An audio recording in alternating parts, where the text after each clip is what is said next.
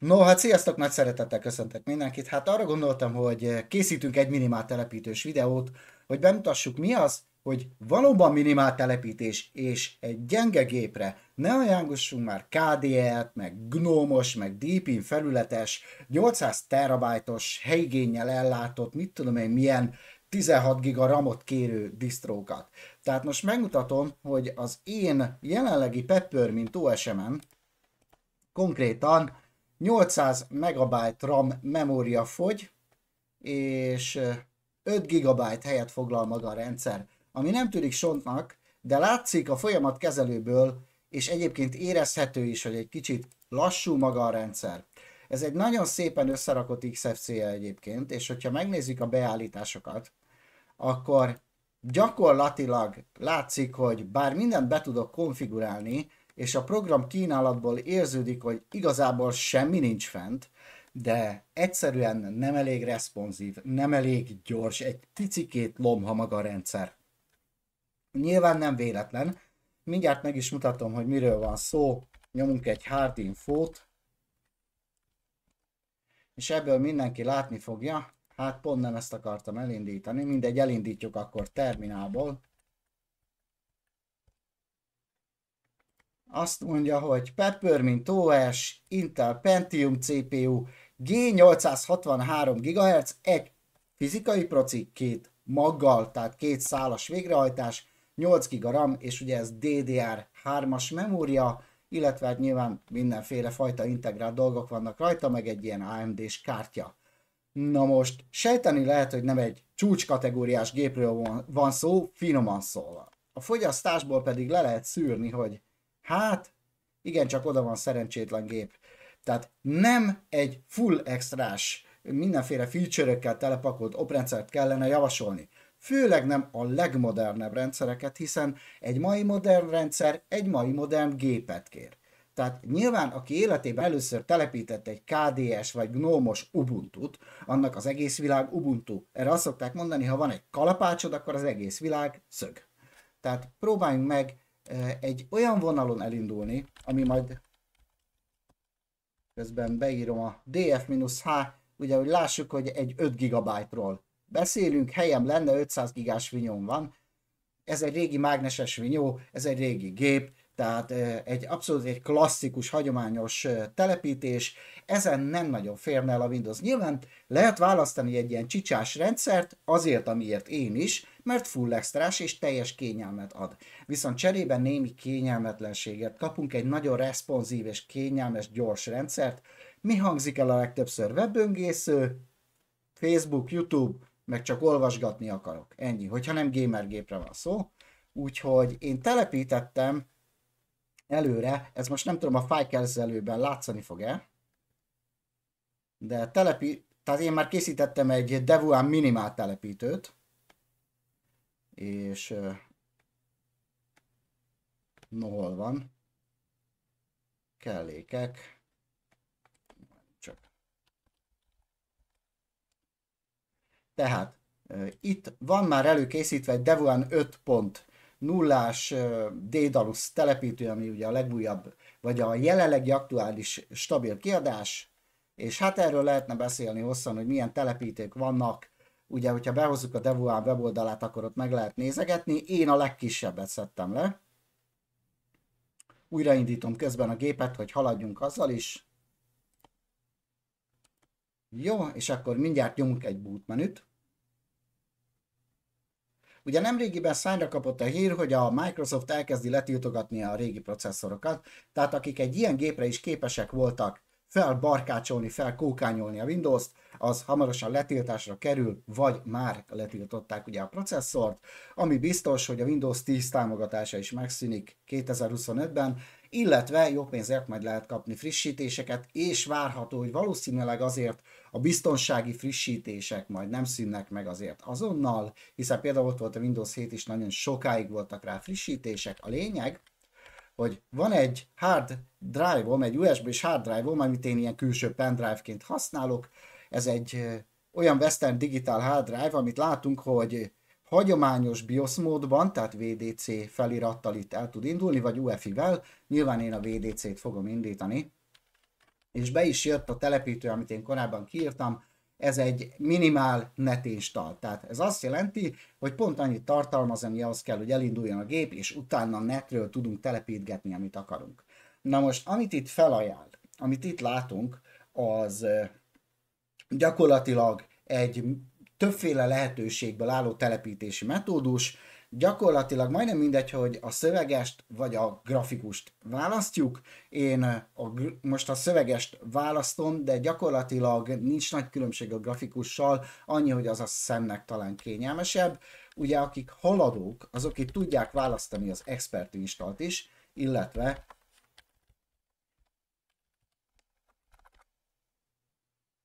valamiért közben megfagyott a gépem, ezt nem tudom. Mindjárt újraindítjuk. Tudjuk be annak, hogy már nem mai a gép. Hát, ha csak ez egy ilyen egyszeri érdekesség volt. Szóval többféle lehetőséget ad, a grafikus és a szöveges telepítő nagyban nem különbözik egyébként. És nyilván én csak egy nagyon egyszerű telepítést szeretnék bemutatni azért, hogy lássuk, milyen egy valójában feltelepített Linux. Egész egyszerűen csak azt akarom megmutatni, ami mostanában ugye a másik oldala ennek az egésznek, hogy csúnya ikonok vannak benne, tehát ez egy rossz Linux. Nagyon szép a start menüje, tehát nagyon szép a háttér, tehát ez egy jó Linux. Azért kell felrakni, mert GNOME van benne, vagy KDE, nagyon szépen lehet csempézni ezzel vagy azzal az ablakkezelővel. Nem ez a lényeg a Linuxnak, és nem is így néz ki. Én azt szeretném megmutatni, ha valakinek tényleg van egy ilyen régi gépe, hogyan lehet baromi jól használni, és nagyon-nagyon megkívélve az erőforrásokat, tényleg arra koncentrálni, hogy böngészni tudjunk, PDF-et olvasni, zenét hallgatni, videót nézni. Mert ez működik, ezek nem rossz gépek.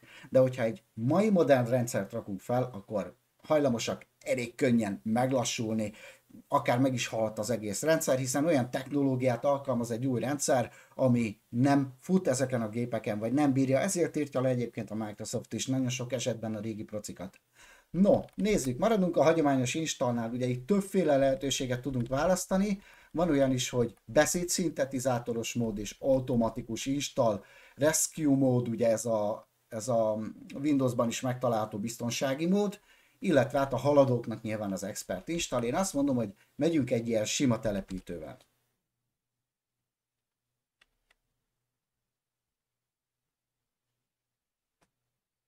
Hát ACPI-ről ugye ilyenekkel nem kell foglalkozni, ezt ki lehet küszöbölni különféle kernel paraméterekkel, akár azzal, hogy ACPI egyelő off. Ez a régi gépeknek az átka, ez már relatíve egy mai modern és újabb rendszer, én csak azt mutatom meg, hogyan lehet szebben felrakni, igazítva egy kicsit egy mai modern, vagy egy mai rendszert egy régi géphez. Na nézzük meg, hogy hogyan tudunk ebből valamit kihozni. Magyar. És látjuk, hogy magyarra vált a telepítő, Magyarország, magyar, a billentyűzet kiosztás, semmiben nem fog különbözni egyébként a többi telepítőtől, nagyjából ilyen az összes Linux telepítő, nyilván nem így néz ki, persze, de a főbb lépések hasonlók. Nyilván most nem akartam kitérni extrém esetben, nyilván ilyen nagyon fejlesztői, meg nagyon különleges rendszerektől, ez egy teljesen alaptelepítés lesz.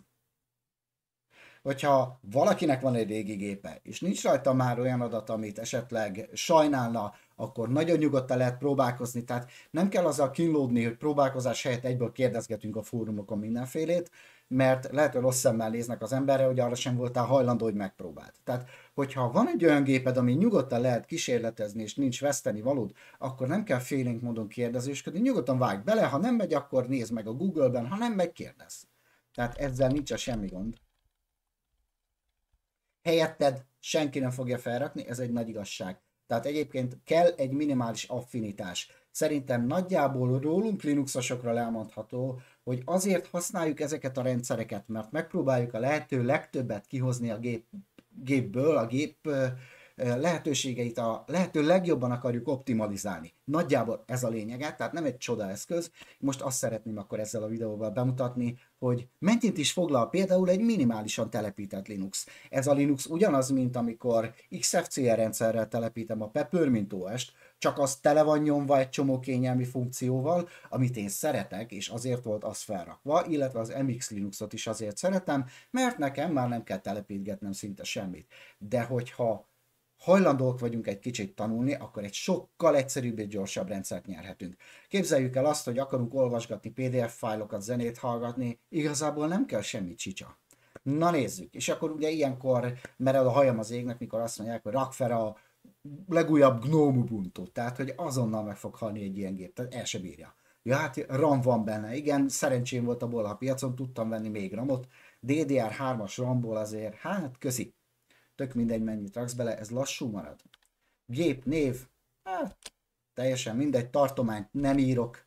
Nyilván, hogyha valaki szambázik, vagy hálózatban használja, ott érdemes kitalálni valami ötleteset. Ugye a Windowsban erre olvashatjuk a konyhai számítógép, vagy dorka számítógéppel root jelszó. Megadtuk a titkos root jelszót, új felhasználó, ki lehetne más. Ennek is adunk egy titkos jelszót. Gondolom eddig azért nem volt olyan rettenetesen bonyolult, tehát hogyha valaki idáig eljutott magától, az nem a véletlen bűve. Igazából nagyon sok minden egyik menüpont a másikból következik, tehát nagyon sok minden értelemszerű. Na most, itt van egy olyan dolog, hogy amikor a merevlemezt akarjuk particionálni, akkor a telepítő felkínál nekünk egy lehetőséget, hogy majd ő irányított módon megcsinálja az egészet. Lehet választani ezt is, baromi kényelmes megoldás, igazából kezdőknek talán az egyik legjobb. Én kézire váltok, egészen egyszerűen azért, mert én szeretném meghatározni, hogy mi legyen a gépben, és láthatjuk is, hogy ez a meghajtó, ez nyilvánvalóan a FAT16-os gyanús lehet, hogy ez a boot pendrive-om, illetve hát a boot külső vinyó. Itt látjuk, hogy VD-vel kezdődik, és a Toshiba lesz. Mivel ez a VDC, tehát ez a vinyóm, ezért a Toshiba lesz a belső vinyó, amit majd konfigurálni kell. Egyébként, ahogy látom, nagyjából jó is lenne, csak azt nem értem, hogy miért van így ilyen hülyén megadva a swap. Na, új üres táblát hoz létre a... Ja igen, visszamegyek. Tehát, most szeretném ezt a Winchester-t particionálni, tehát rányomok az egyes vinyóra. Nagyon figyeljünk oda, hogy nehogy véletlenül a telepítőt formázzuk meg. Mert ugye 500 giga, 500 giga. Jó, tehát a SCSI 1, SDA 1, az lesz valószínűleg a belső vinyó. Azt kérdezi, hogy üres partíciós táblát hozok-e létre. Ezzel megszűnik minden, ami a vinyón van. Hát mi veszteni valónk van, ugye? Semmi. Na most, hogy csináltunk egy üres partíciót, lejjebb jövök egyet, és a szabad helyre, az 500 gigás szabad helyre rányomok, és azt mondom, hogy új partíció létrehozása, és látjuk itt, hogy gigabájtot ír, azt mondom neki, hogy egy 8 gigabájtot kérek. Semmi más nem csinálok, visszatörlöm az 500-at, és egy 8 gigát kérek, és tovább. Elsődleges kezdet, és használatra rányomok egy Entert, és cserehely. Ugyanis, hogyha hibálni akarom a vinyót, vagy úgy akarom leállítani a gépet, hogy legközelebb bekapcsolásnál, vagy csak altatni akarom, akkor azt akarom, hogy rögtön felé legyen a gép, akkor a memória tartalmát teljes egészében ki tudja írni a swap partícióra. Ha valaki nem akar ilyen feature-eket használni, akkor nem muszáj 8 GB fölött swap-et csinálni, vagy lehet fájba is készíteni, tehát ez csak opcionális. Én azért csinálom, mert van egy ekkora bazi nagy 500 gigás vinyóm, és az egész rendszer láttuk, hogy ha minden fel van rakva, akkor az 5 giga. Teljesen fullosba feltelepítve. Jó, hát arra még azért kellene egy csomó mindent telepíteni. Most maradjunk abban, hogy megnézzük, mi a minimál. Jó, csináltam egy cserehelyet, indító zászló, ez az úgynevezett boot flag. Nem szerencsés a fordítás, talán angolul érthetőbb, hogy a bootoláshoz, ahhoz, hogy a BIOS rendszerű gépek tudják, hogy mit kell indítani, egy boot flaget kell tenni ugye az adott partícióra, hogy tudja, hogy onnan fog indulni majd a rendszer. Törlése. Jó, ez partíció beállítása kész. Ezzel meg vagyunk. A maradék 492 GB-ot pedig egyrészt a videó kedvéért, másrészt azért, mert egy régi gépről van szó, nem akarom cifrázni, nem akarom darabolni, egybe leformázom és csókolom. Új partíció, 492,1 GB, elsődleges. Jó, semmiképpen sem logikai. Mikor van szükség logikai és kiterjesztett partíciókra? Amikor több partícióra van szükségünk, mint 4. Egy hagyományos BIOS rendszerű konfiguráció esetén. FI-UEFI rendszereknél akármennyit csinálhatok, itt alapvetően 4 elsődleges van meghatározva, vagy pedig csinálsz 3-at, és utána kiterjesztett és logikaiban amennyit akarsz. No, ez X4 lesz, mert nekem az a kedvencem. Nyilván, hogyha valakinek valamilyen más meggyőződése van, akkor lehet választani. Én alapvetően most otthoni használatra szánjuk, mi legyen, nyilván X4 csatolási pont, az a root. Tehát ez a rootnak a jele, tehát ez lesz az alapértelmezett gyökér partícióm és a gyökér meghajtóm. Csatolási opciók. Itt különféle opciókat meg lehet még adni, ha esetleg SSD-t csatolnánk például, vagy bármi másra van szükségünk, nem fővinyóra például, meg lehet adni, hogy tiltjuk a binárisok futtatását, ha backup vinyóról van szó, tehát itt nagyon sok minden plusz attribútum van. Ezt majd el tudjátok olvasni, ezt megadtam az FS tabról szóló legutóbbi cikkemben, ha valaki követi a blogot. Ott ezeket az opciókat veszem végig részletesen, ezt külön meg lehet majd a per RTC per FS tabon adni. Címke nincs. Mi legyen? Vinyó. Jó, 5% fenntartott blokk, célszerű, nem muszáj, célszerű. Jellemző blokkhasználat, itt le van írva, hogy mi van akkor, ha eltérünk a jellemzőtől. Ugye minél nagyobbak a blokkok, annál gyorsabban tudunk írni, videó szerkesztéshez ideális, minél kisebb, annál több helyet tudunk spórolni, ha rengeteg PHP-s, szöveges fájllal, ikonnal dolgozunk, webfejlesztés és miniatűr fájlokkal dolgozunk, akkor ugye nem fog lefoglalni egy 256 kilobájtos ikonnak egy 4 megás blokkot.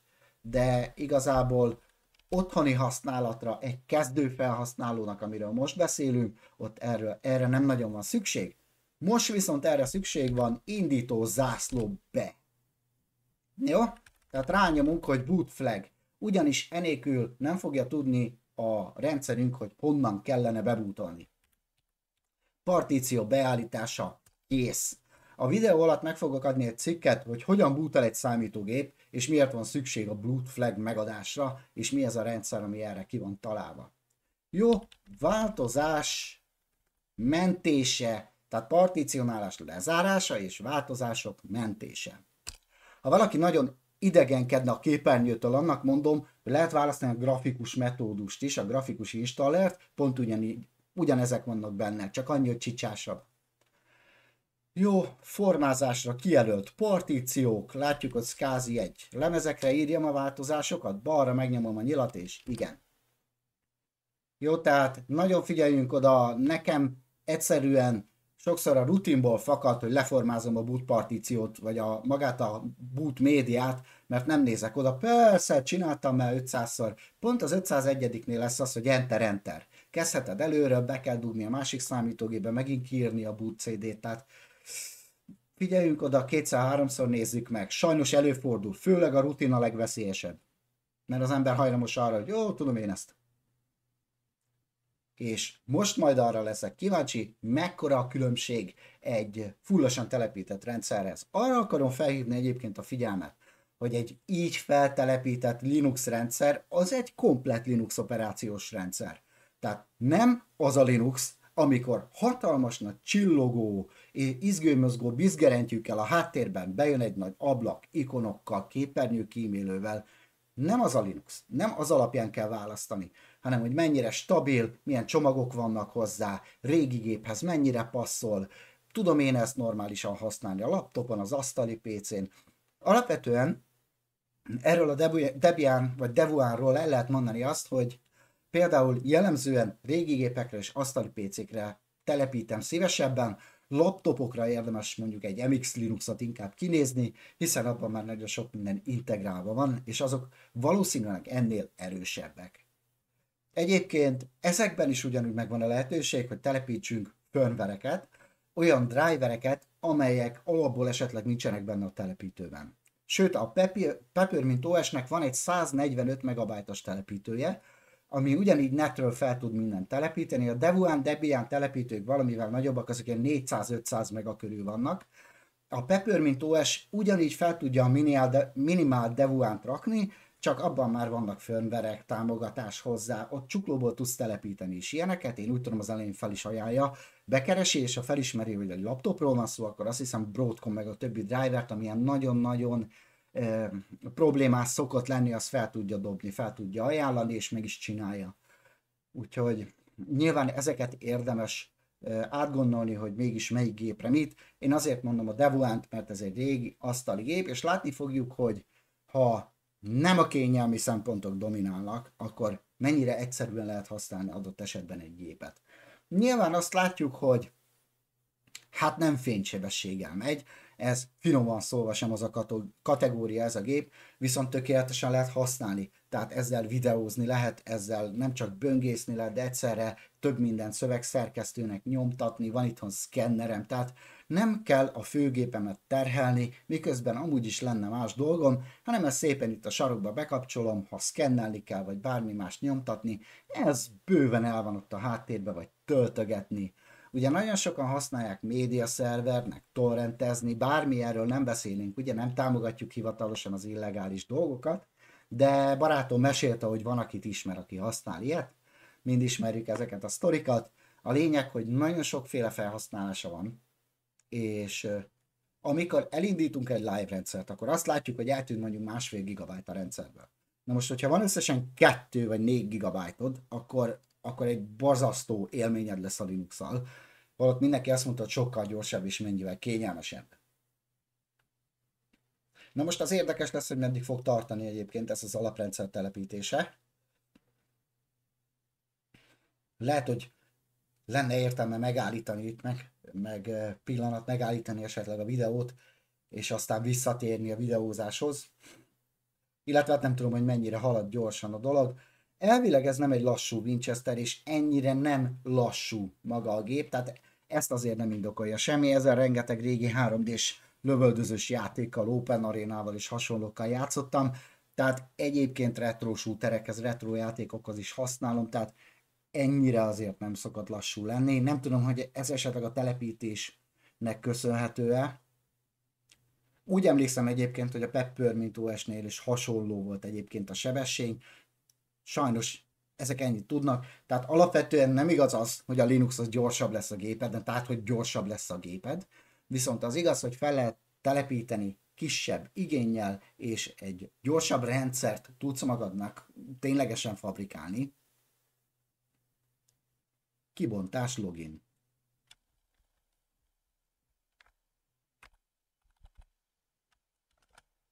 Lehet, hogy én itt megállítom, és akkor, ha végigment a telepítő, akkor visszatérünk ehhez a részhez.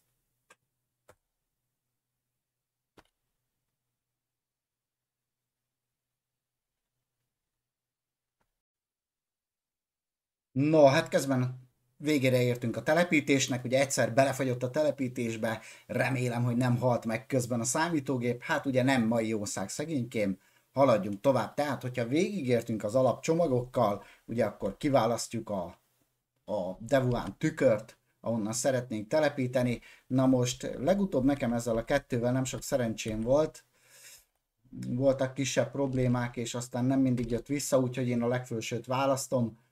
Elvileg egyébként lehetne mind a kettőt is választani, én a legfősőt választottam. Ezeket a tükröket egyébként később lehet állítgatni. Majd erről is csináltunk egy kis cikket egyébként, de rengeteg videó foglalkozik az apt program beállításával és kezelésével. Nagyon jó videók vannak magyar nyelven is egyébként fent a YouTube-on. Ugye ezeket hívjuk repóknak, repozitoriknak, ahonnan töltögetnek ezek az operációs rendszerek. Tehát ezért is célszerű az alapértelmezett apt csomagkezelőt megtanulni. Illetve hát ezek frontendek, tehát tulajdonképpen apt vagy DPKG-t használunk, vagy apt-get-et, vagy Synapticot, ugye, ami grafikus, tehát igazából van több lehetőség, amiből lehet választani, de parancsorból alapvetően én az aptot vagy az apt-get-et szoktam, illetve ha nagyon meghullik minden, akkor DPKG-t persze. Illetve plusz külön-külön egy-egy csomagot, ha fel kell rakjak, amit letöltöttem, akkor azt előfordul, hogy ezzel is, azzal is. külön, ugye ott meg kell adni konzolban kézzel, hogy -i, és akkor a csomag. Discordot szoktam jellemzően így telepítgetni. Elég gyakran előfordul, hogy egyik héten használom, következő héten nem bírok belépni. Mert kijött megint egy frissítés, megint letölteni, megint telepíteni. Egyébként láttam valahol, talán FlatHubon láttam, hogy van Firefox-al elkészített Discord csomag egyébként. Ezen nagyon meglepődtem. Látjuk, hogy szoftver választás és telepítés install firmware, tehát itt is van olyan firmware, ami megkerülhetetlen és fel kell telepíteni óhatatlanul a rendszerre. Ugye ezeknek nem mindenki szokott örülni, mert általában olyan blogokat tartalmaznak, amit nem tudunk ellenőrizni, tehát nem open source lényegében. Participating package usage. Ugye én általában igen szoktam nyomni, most azért nem veszek részt, mert ez most nem egy valós telepítés, hanem a videó kedvéért felteszek egy miniatűr Devuant, aztán lehet, hogy nagyon sokáig fenn fog maradni.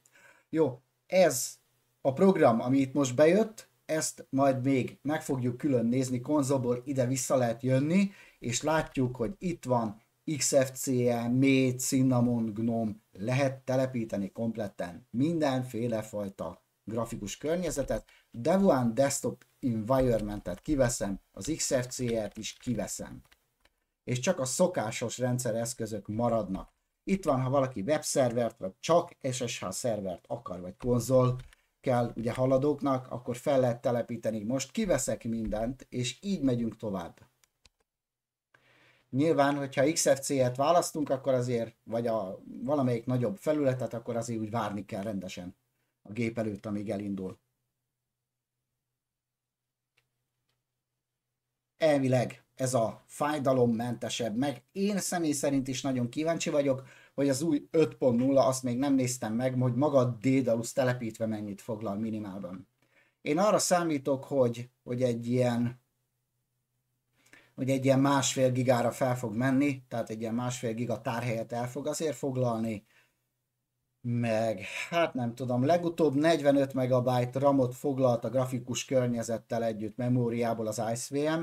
Én továbbra is azt preferálom, illetve azt szeretném felrakni, nem tudom, hogy így mennyit fog elfoglalni. Konzolban RAM-ot nagyon nem is néztem még soha. Ugye miért lényeges ez, hogyha ilyen kisebb beágyazott rendszereket, vagy tényleg nagyon régi ősi rendszereket akarunk telepíteni, és csak valamilyen szervernek, vagy valamilyen egyéb okból, akkor azért lényeges, hogy maradjon egy kis helyünk barkácsolni, backupolni, másolgatni. Bár ezt általában úgy szoktuk, hogyha van egy kis gépünk egy ilyen 40-60 gigás vinyóval, akkor utána még külön rá szoktunk USB mondjuk dugni egy külső vinyót, mondjuk egy terás vinyót, vagy egy 500 gigásat, és az, amire bekapolunk meg, ahova mentegetünk, és akkor azt mindig föl le lehet csatolni, és akkor így biztos lehet abba, hogy mondjuk nem sérül. Bár azt szokták mondani, hogy egy backup nem backup, hát érdemes máshova is időnként elmenteni, hogyha fontos, lényeges. Hát nyilván egy házi webszervernél, vagy média szervernél annyira nem létszükséglet adott esetben. Ki mire használja? Hát láttuk, hogy már ez a telepítő 60 millió lehetőséget felkínált. Na most én a SysV Unitet választom ebben a videóban. Egyébként én OpenRC-t szoktam választani, általában azt szeretem, de a Runit pedig hát ismerős. Más rendszerekből sokan azt preferálják. Legyen a SysV Unit most tényleg csak a videó kedvéért.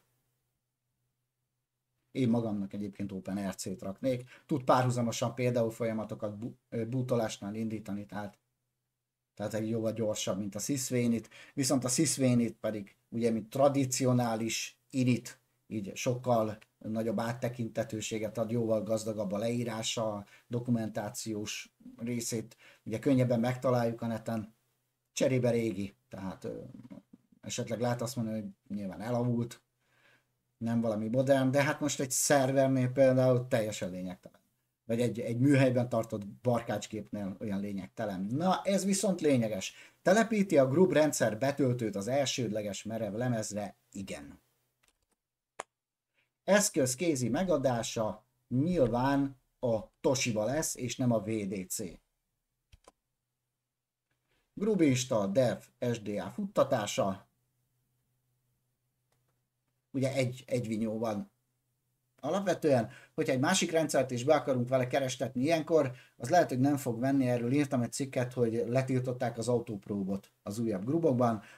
Azt is leírtam, hogy hogyan lehet visszakapcsolni, illetve nagyon sok videót csináltam group témakörben arról, hogy hogyan lehet kézzel odavarázsolni ezeket a bejegyzéseket.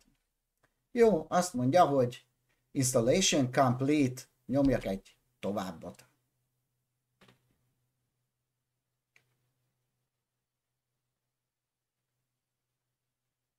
És ha minden igaz, el is indul a telepített rendszerünk, én lehúzom a külső vinyót, nehogy valami gondunk legyen, és látjuk, voilà, Full HD-ben indul a konzol, nem mint a szükségünk lenne rá, de tudjuk, hogy legalább támogatja, és szépen megy. Ugye más rendszereknél itt 720p-t szoktunk látni. Nagyon szépen elindul a rendszerünk. Ó, hát akkor nézzük meg, belépek rootként. Mi más? Be is jött a rendszerünk, nézzük meg, DF-H. 1,6 GB, ami azt jelenti, hogy 100 MB-tal nőtt meg a rendszer tárhelyigénye, illetve Free-H-val 279 mega, az nem lesz jó. Apt-install, H-top. Igen, szeretném. Ez maga a telepített rendszer. Ez maga a komplett telepített, modern, naprakész Linux. És már fel is raktam egy programot, ami az én igényeimhez van szabva, ami nekem fontos, hogy működjön. Látjuk, hogy 105 MB RAM memóriát foglal. Nem tudom, ez mennyire valós, vagy mennyire van ebben benne esetleg még valami kis kesselés is. Hát, ha 105, akkor 105, fogadjuk el, valószínűleg az újabb, nagyobb kernelek, mert azt viszont látjuk, hogy igazából semmi nem fut lényegében, tehát ez a néhány folyamat van.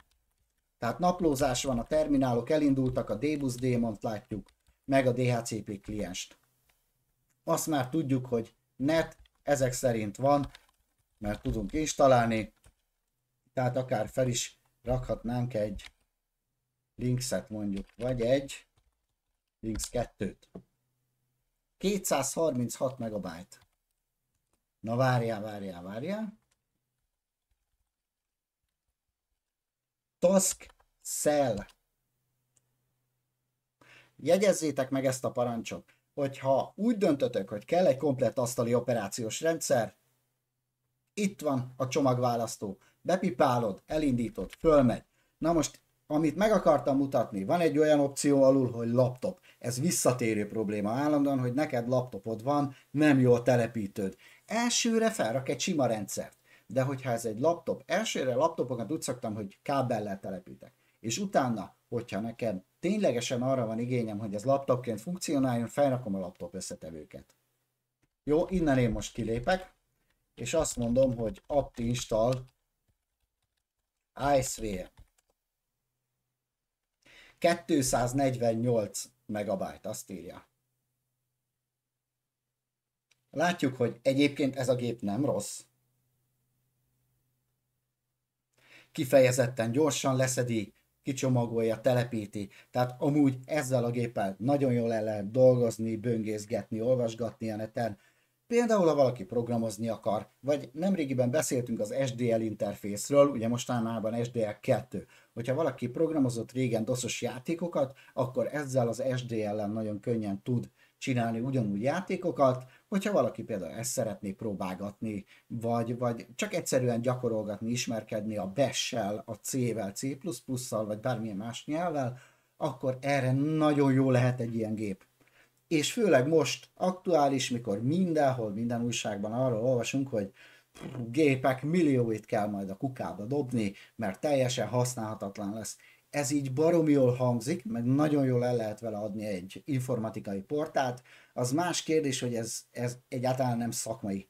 Tehát ez így úgy baromságon, hogy van, hiszen ott vannak a Unix alapú, BSD alapú rendszerek, ott van rengeteg egyéb alternatív rendszer, mint például Haiku OS, vagy a szintén FreeBSD alapú Hello System, ami úgy néz ki, mint egy Macintosh operációs rendszer, és előkészített videóvágó csomag van rá, OBS Studio, Shotcut, csomó minden, sőt, Debian csomagokat is tudunk rá telepíteni. Tehát ez így ebben a formában, és hát azért én retro játékokkal szoktam játszani, most ha valaki megnézi a YouTube csatornámat, hány Linuxos játék van felrakva, tehát hogy azért ez így ebben a formában most dobjam ki a kukába, mikor azért egy Sirius szemet azért a The First Encounter bármikor szívesen végig tolom vele, pláne, hogy most jött ki a legújabb grafikus motor, ugye hozzá Flatpak csomagban. Maga a projekt az nem mai, viszont a Flatpak-kel nagyon egyszerűvé vált, hogy bármilyen rendszerre fölrakjuk Flatpakben. A Flatpak az a másik, amit ha hozzáadunk egy ilyen rendszerhez, akkor a legfrissebb, legújabb naprakész csomagokat tudjuk felrakni például. Jó, hát cserébe lehet mondani azt, hogy özön sok helyet foglalnak, hát most valamit valamiért. Cserébe nem kell kilódni a függőségekkel, meg nem kell attól tartani, hogy összeomlik a rendszer, mert inkompatibilis lesz valami csomag. Vagy régebben előfordult Debian rendszereken, hogy leszettél egy csomagot és vitte az egész rendszert magával. Tehát van ez a Linux Tech csatorna, ugye ő próbálkozott egy időben Linux-szal, és ott volt egy ilyen, hogy leszedett egy csomagot, és eltűnt az egész telepített rendszere. No, nézzünk egy StartX parancsot. Tehát eddig csak annyit írtam be, hogy apt install SVM. Most StartX-et nyomok. Parancs nem található. Tényleg nincs StartX. Akkor ez valamelyik csomagban van benne. Apt search StartX. Xinit-ben van benne. Nincs az Xinit felrakva, az kell apt install Xinit. Ez még további 201 megabajtot fog felrakni, és látjuk, hogy egy csomó grafikus drivert és egy csomó mindent hozzáadok. Tehát láttuk, hogy alapból egy ilyen rendszernek kell 105 megabyte és 1,5 giga tárhely. Minden egyes csomag, minden egyes program, amit felrakunk, az mindig növeli. Nem lehet olyan nagy baj egy 2 giga RAM-mal ellátott rendszeren. Akár 1 giga RAM-os rendszernél sem jelent.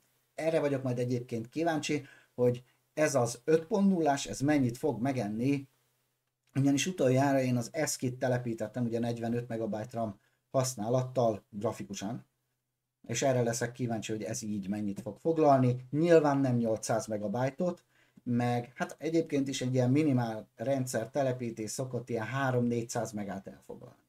Tehát alapvetően elmondhatjuk azt, hogy nem a Linux eszi meg a gépet, hanem amikor elindítod a Facebookot, meg a YouTube-ot, ne adj Isten, egyszerre indítod el azt, akkor tehát oda, meg főleg ugye szokták mondani, hogy nekem csak játékra kell a gép. Hát oda az öreg Isten pénze nem elég, hogy te olyan gépet vegyél, amin a legújabb játékok futnak.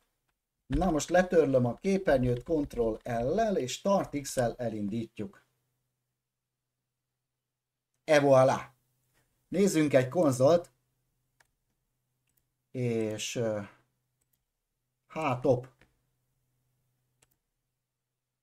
147-es, 151 megabyte RAM-ot foglal. Swapot nem használ. Jó, 151 megabyte. Tehát ennyi egy telepített rendszer lényegében. Ebben nyilván nincs semmi, hogyha akarunk valamit feltelepíteni, akkor innen elkezdhetünk építkezni. Ez azért jó, mert csak és kizárólag az lesz a gépeden, amire csak szükséged van, semmilyen más egyéb sallang nincs fent. Témák Win95. Beállítás, fókusz, beállítások.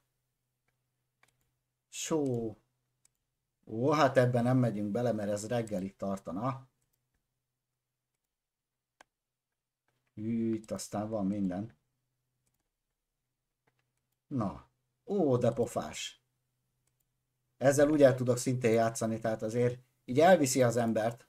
Könnyen. Na még egyszer, témák. Ez az Ice Desert. Ezt használom általában egyébként, nálam ez van beállítva.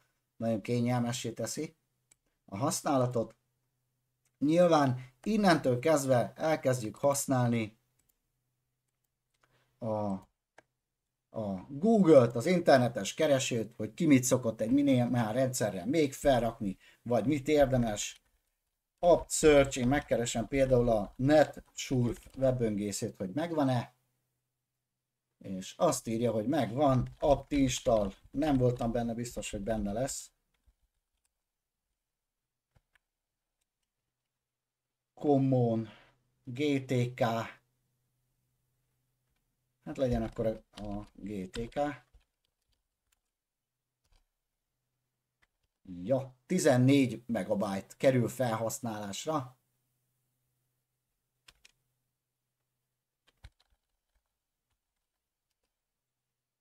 Et voilà. És látjuk, hogy nem vacakol a betöltéssel.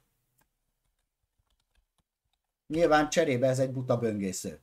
Tehát azért nyilván ez sokaknak nem üti meg, úgymond az inger küszöbét meg a mércét. Ha kis számítógéped van, akkor okoskodni kell, és nem válogatni, hanem az igényeidet alakítani a géphez, és eldönteni azt, hogy mit szeretnél vele csinálni. Két verzió van, amit én is csinálok, fogom a nagy rendszert, rágyömöszölöm, azt akkor vagy megdöglik, vagy nem. Meg van ez a metódus, amikor régi géped van, és csak néhány dologra akarod használni, itt van. Lehet egész nap olvasgatni vele, nyilván felrakhatom a Firefoxot, meg felrakhatok most képnézőt, nagyon sok mindent. Nyilván nem biztos, hogy most ez volt a legjobb ötlet, de lehet keresgélni, olvasgatni. Megnézem, azért ezt az oldalt is behozta, pedig hát itt azért rengeteg móka van.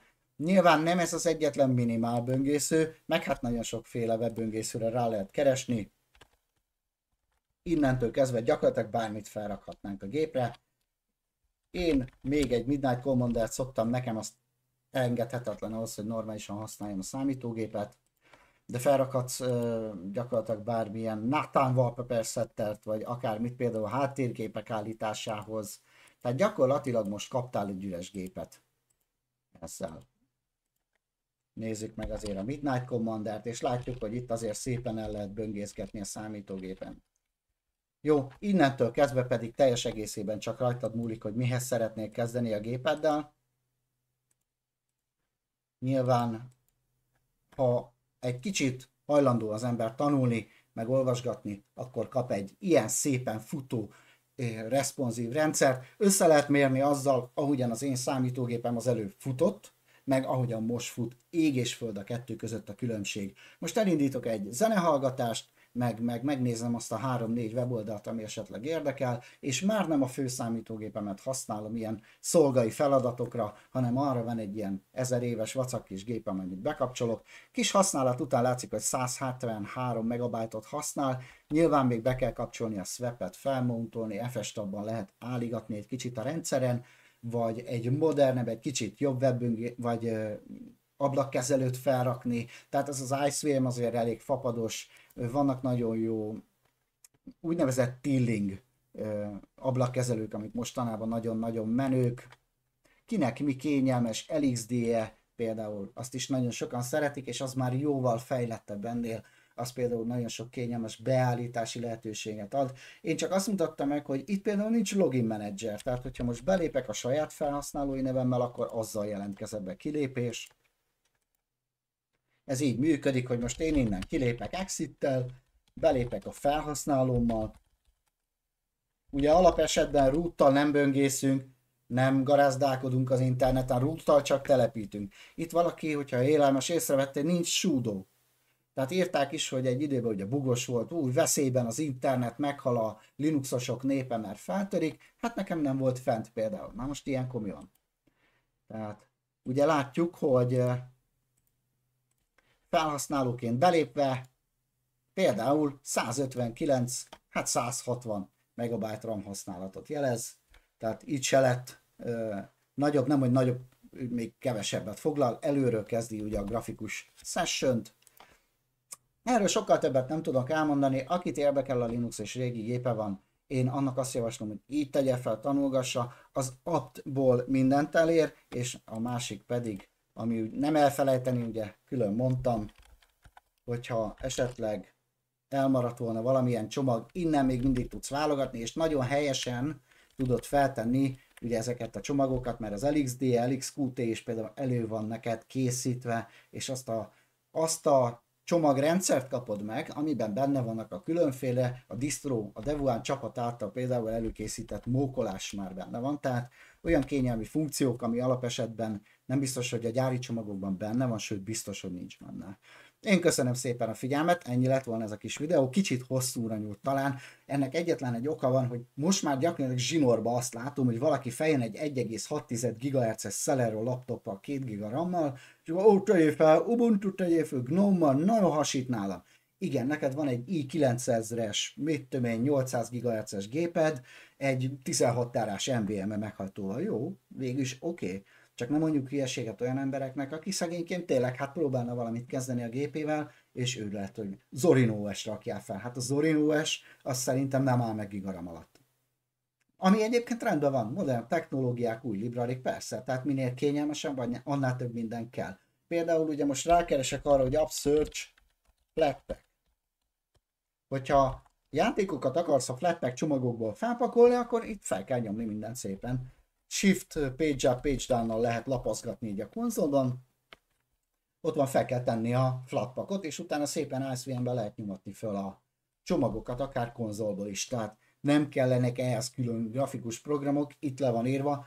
Látjátok, hogy pofon egyszerű, be kell írni azt az egy-két parancsot, amit mutattam, ezzel bőven el lehet boldogulni egyébként már. Hát köszönöm szépen a figyelmet, remélem, hogy lesz, aki majd hasznosan találja, és ha tetszett a videó, iratkozzatok fel az oldalamra, igyekszek most már többet itt lenni, és minél több videót készíteni, és hát a megosztásokat pedig ezután is megköszönöm, várunk mindenkit természetesen továbbra is szeretettel a közösségi oldalainkon és a chat oldalunkon. Sziasztok!